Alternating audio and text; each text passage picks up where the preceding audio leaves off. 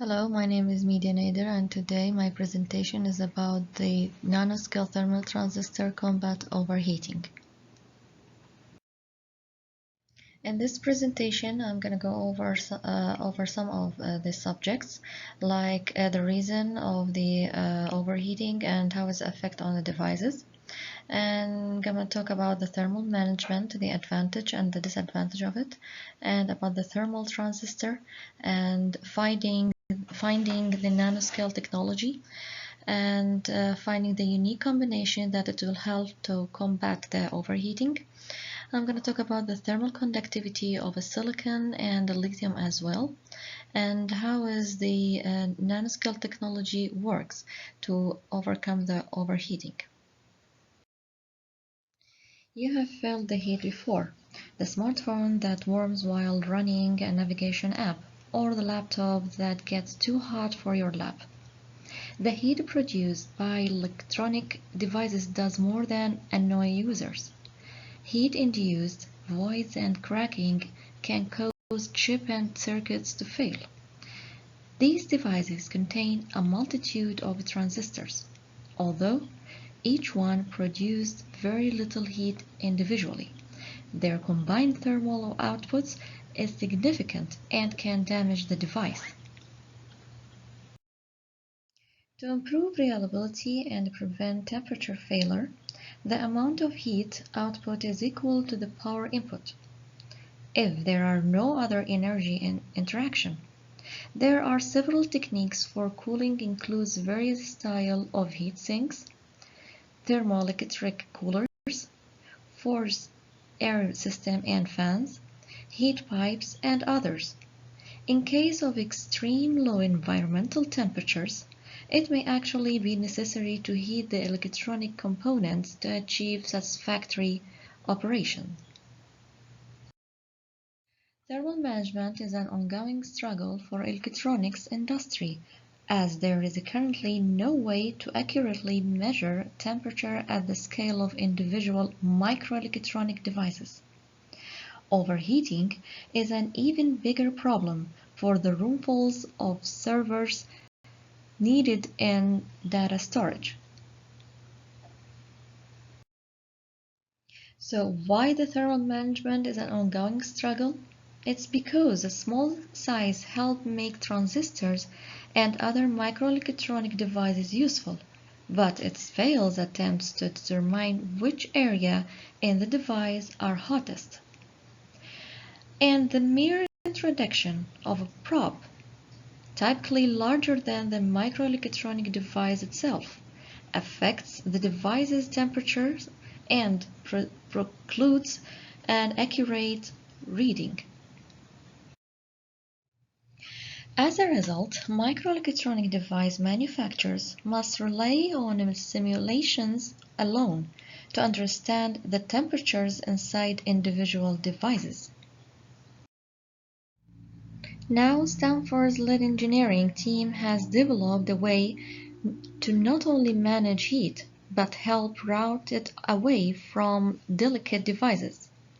Writing in Nature Communications, the researchers describe a thermal transistor, which is a nanoscale switch that can conduct heat away from electronic components and insulate them against its damage effects.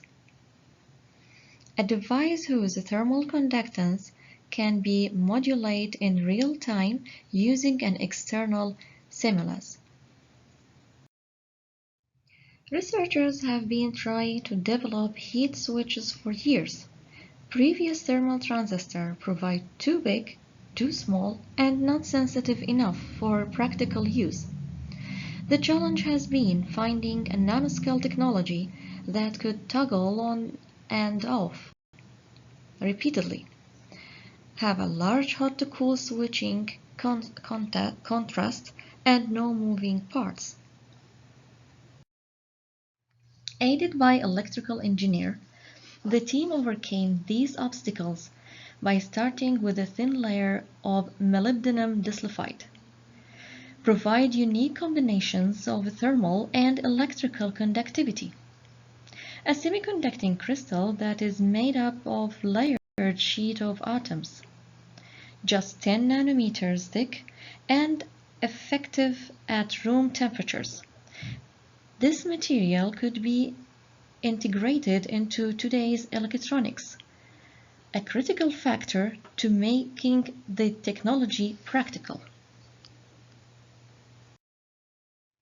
This study lays the foundation for electrochemically driven nanoscale thermal regulators and established thermal metrology as a useful probe of spatio-temporal intercalent dynamics in nanomaterials. Unlike metals, which are good electrical and heat conductors, crystalline solids such as a diamond and semiconductors such as silicon are good heat conductors, but poor electrical conductors. Silicon is a poor conductor of electricity due to the free electrons being locked in giant lattice structures and being unable to move around and carry the charge that make up electricity. However, when silicon is heated up, the giant lattice structures start to break down and electrons are released. This is important because the electronics so not just conduct electricity, but also heat. When heated, the electrons are free to move around and therefore conduct heat.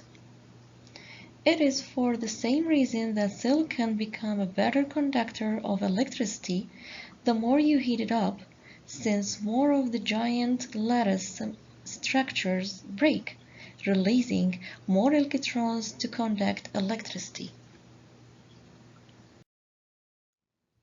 Comparing with the other material like lithium, when the lithium ion concentration increases, the cross-plane thermal conductivity first decreased, then it surprisingly recovered to thermal conductivity even higher than that of the graphite when the lithium ion concentration increased further. Lithium is a good conductor of heat and electricity as well as highly reactive element.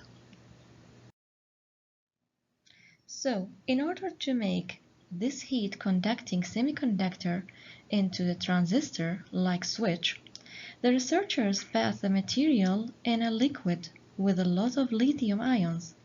When a small electrical current is applied to the system, the lithium atom being to infuse into layers of the crystal, changing its heat conducting characteristics. As the lithium concentration increases, the thermal transistor switches off because the lithium ion pushes apart the atoms of the crystal, making it harder for the heat to get through. Since the silicon has a low thermal conductivity, which means that heat transfers at a lower rate compared to the other materials. As a conclusion, in a more distant future, the researchers imagine that the thermal transistors could be arranged in circuits to compute using heat logic, much as semiconductor transistors compute using electricity.